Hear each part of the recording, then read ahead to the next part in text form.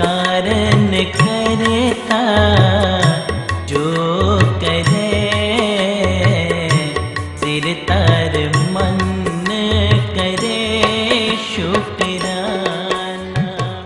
ਪੁਰਤਗਾਲ ਤੋਂ ਭਾਈ ਪਰਮਜੀਤ ਸਿੰਘ ਪੰਮਾ ਦੀ ਭਾਰਤ ਹਵਾਲਗੀ ਰੱਦ ਹੋਣ ਤੇ ਗੁਰਦੁਆਰਾ ਸਿੱਖ ਕਲਚਰਲ ਸੁਸਾਇਟੀ ਅਤੇ ਸਿੱਖਸ ਫਾਰ ਜਸਟਿਸ ਵੱਲੋਂ ਹੋਰ ਪੰਥਕ ਜਥੇਬੰਦੀਆਂ ਦੇ ਸਹਿਯੋਗ ਨਾਲ 6 ਮਾਰਚ 2016 ਦਿਨ ਐਤਵਾਰ ਸ਼ੁਕਰਾਨਾ ਦਿਵਸ ਵਜੋਂ ਮਨਾਇਆ ਜਾ ਰਿਹਾ ਹੈ।